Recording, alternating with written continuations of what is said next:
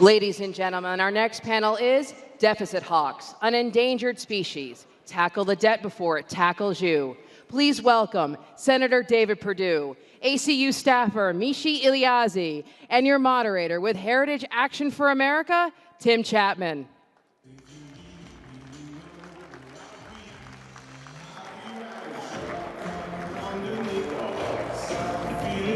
Tim, you're on the left. I'm on here. Yeah.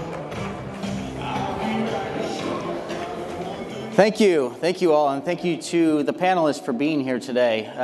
This really is an issue that is so important for our time, but it's an issue that really is kind of taking a back seat these days, and it's something that I think we as conservatives need to do a better job of figuring out how to communicate in terms of urgency to the American people. So I'm excited here to have a conversation for the next 20 minutes or so with our panelists, and I'd like to toss the first question to Senator Perdue. Senator Perdue, as many of you know, is the only former Fortune 500 CEO in the Senate, so he understands numbers, he understands the kind of immensity of the importance of this issue. So I'd like to ask you, Senator, to just kind of try to frame how important the issue is and what the threats are that we're facing.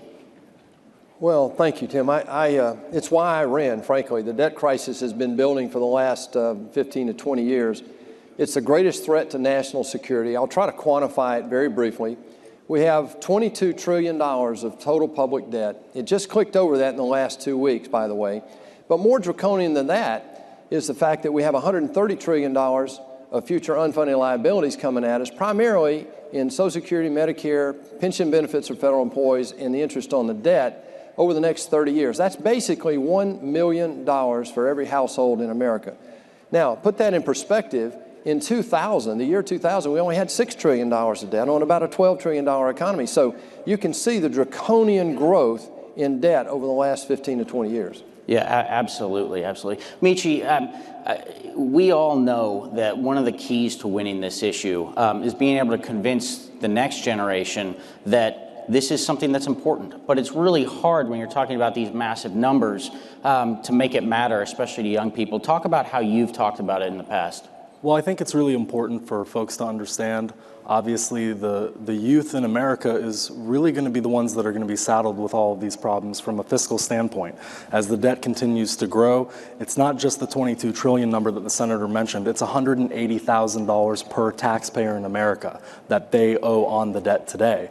And that kind of number, some homes can't even afford to put the next meal on the table, let alone $180,000 to pay for all the spending that has been out of control for many years.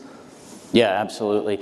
So one of the frustrations that I think many of the people in this room have, and that we all have as conservatives, is that we've had opportunities as a party, as the Republican Party, to tackle this and have failed to do so. I think back to 2010 and that huge election in 2010 with the Tea Party wave.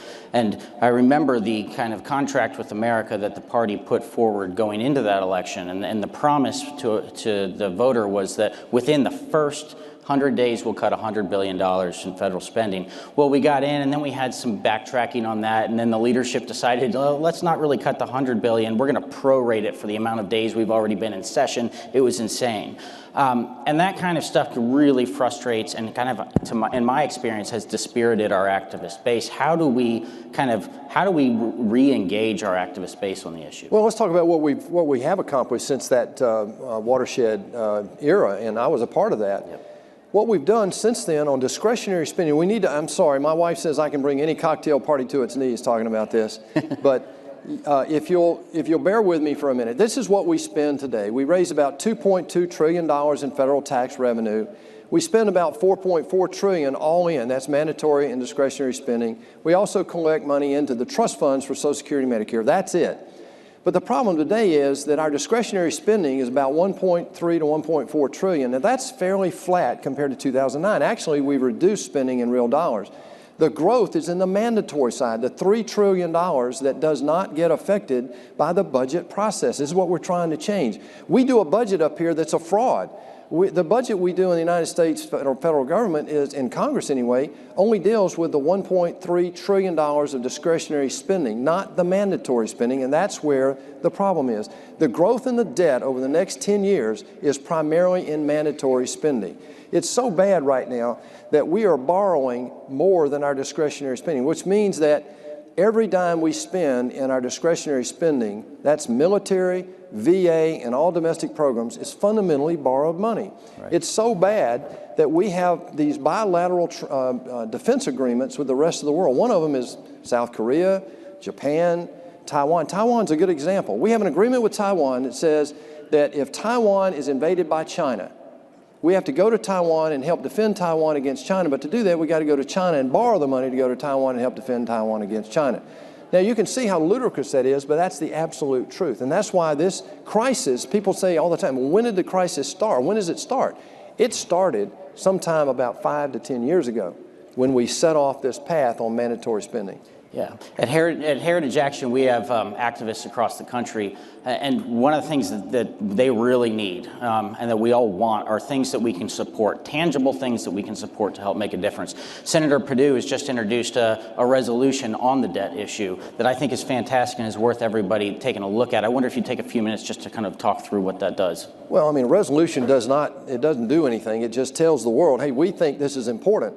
And we want to vote on it because we believe that the national debt, this $22 trillion of debt, is the greatest threat to our national security. Those aren't my words. That's General Mattis, Admiral Rand. There are a number of military experts who have said for years that this growing debt is the greatest threat to national security. But it's also a great threat on our social institutions. We can't do the right things for our people anymore because of the size of this debt. And the more interest rates grow, the lower capability, well, the fewer capabilities we have to do that. Let me just show you how bad it is. Just in the last 2 years, the interest alone, while we've maintained some control on discretionary spending, interest rates have gone up $450 billion. Now that's unmanageable, and we're still in a low quartile of interest rates. If interest rates go back to their 30-year average, Tim, we'll be spending $1 trillion on interest. That can't happen. We just physically can't do that. Yeah, and so one of the things I think many of you, especially those of you who are on college campuses, when you start to talk about this issue, I'd imagine that the first thing that gets thrown back in your face is your liberal friends saying, well, look what's happened to the debt and deficit under this president. Look what's happened based on the Tax Cut and Jobs Act. Michi, why don't you take a crack at this and then Senator follow up? I'd love to hear kind of how you would encourage folks to respond to that. Well, I think it's really important to understand two things that when we talk about how to talk about this issue with young people. First of all, debt is a destabilizing force.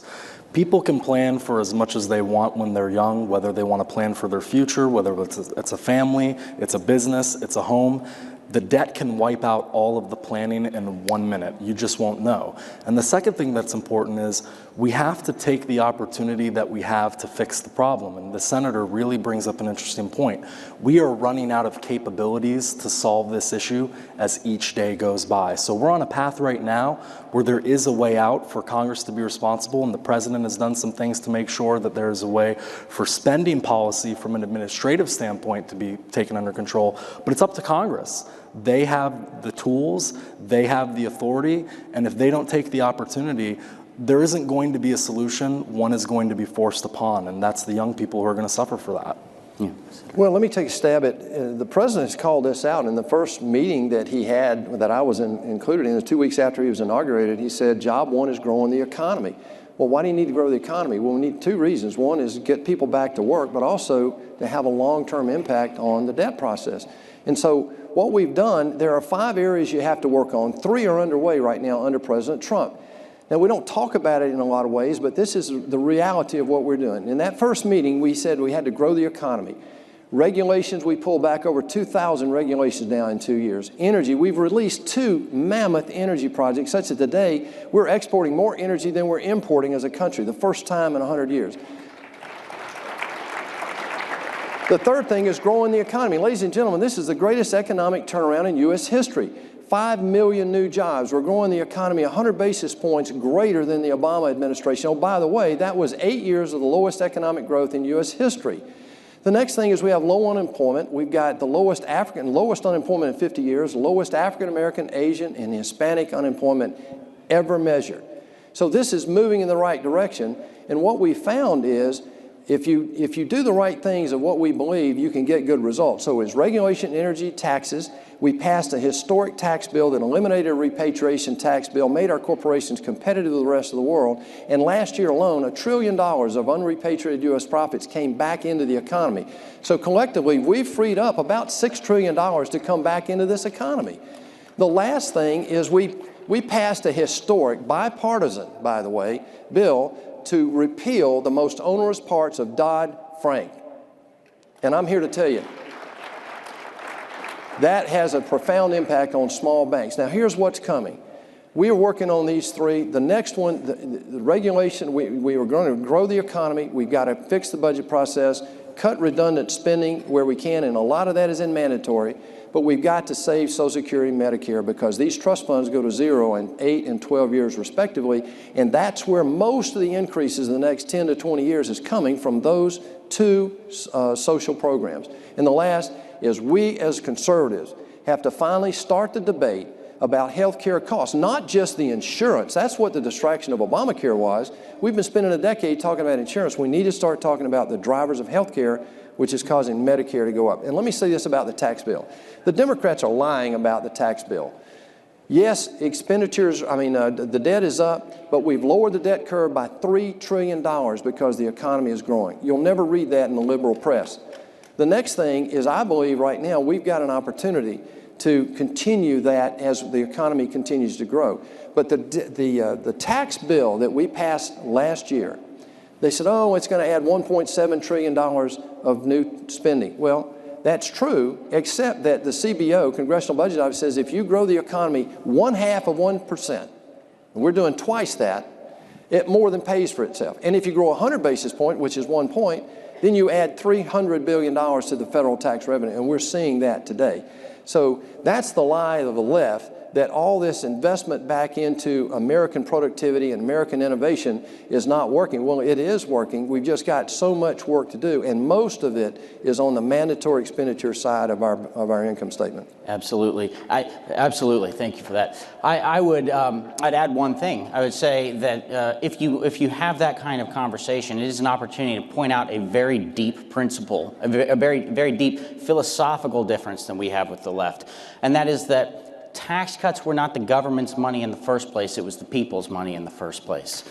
So, and it's good. We need that kind of contrast. We need to have that kind of contrast.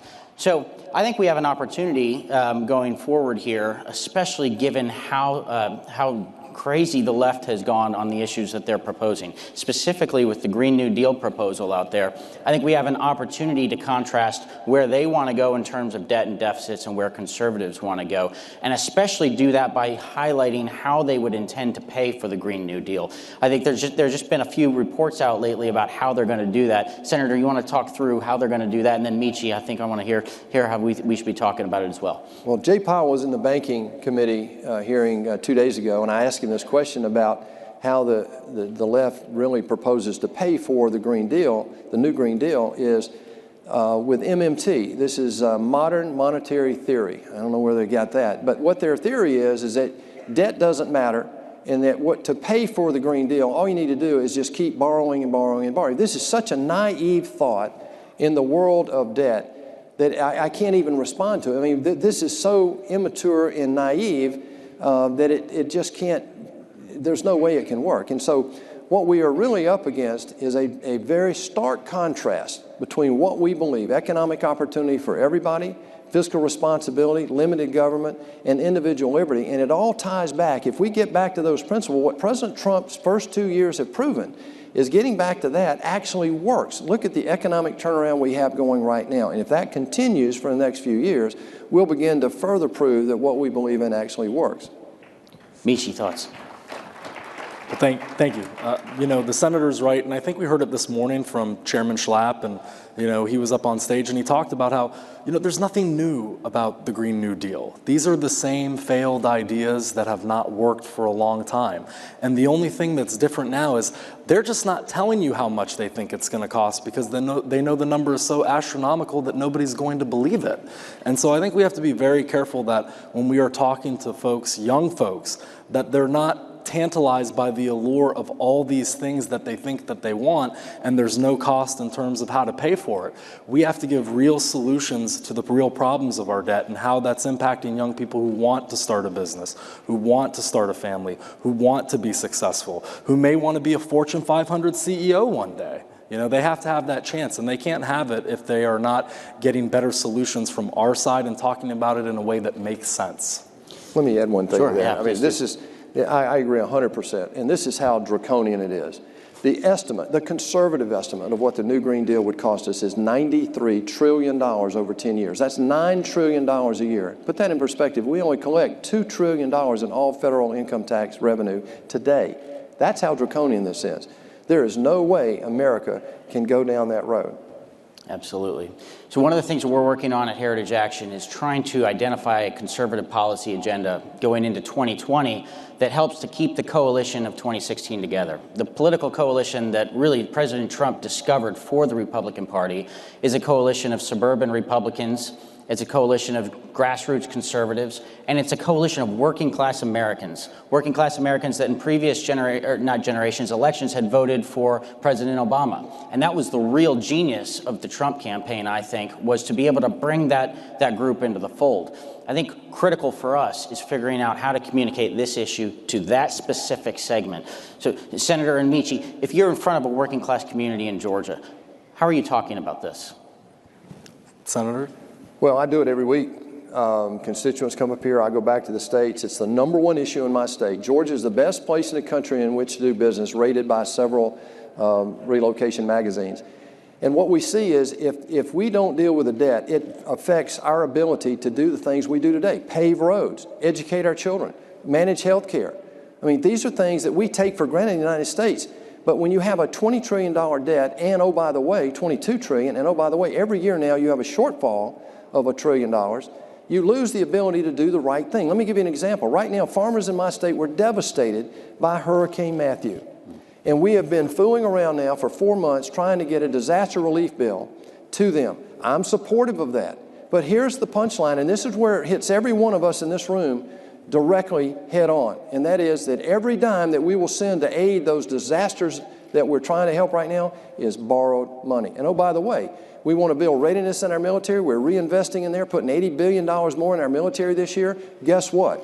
Every dime we spend in our military today is borrowed money. This is where it hits you and me. And oh, by the way, you want to solve Social Security and Medicare?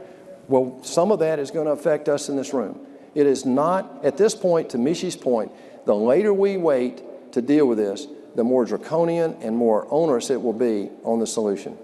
Absolutely. You know, I would say when you look at people and you want to talk to them, no matter what side of the political spectrum they come from or the policy spectrum that they come from, you know, these are real numbers, and they keep growing, and we can't understand how big 22 trillion is in real time, but it keeps growing. And I think that it's important, whether it's a farmer in Georgia or, you know, someone in Tampa, Florida, where I'm from, who's starting a business, that all of these numbers in the end are going to only matter if Congress can do something, and if the president is able to work with Congress in a way to make sure that economic policies are expanding opportunities for Americans, you're going to see debt go down.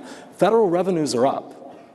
The government is getting money. So the problem is, what are we spending it on, and how do we make sure that we can do it in a way that's responsible? Absolutely. So we've run out of time. I'd ask one parting thought from the senator. You've got a room full of activists here, and you're a leader in the Senate on this issue. What do you need from the activist community across this country? Hold elected officials accountable. The #1 driving force in the bubble here, I'm an outsider in the belly of the beast here. I believe in term limits. I ran and committed to only 2 terms. And I believe I believe that we, you and I, can have an impact on this town, but we have got to maintain accountability of the people that we put in office. Don't put people in office if they're not qualified. Don't keep people in office if they're not doing the job. It's no more complicated than that. Ladies and gentlemen, thank you. Please thank the panelists.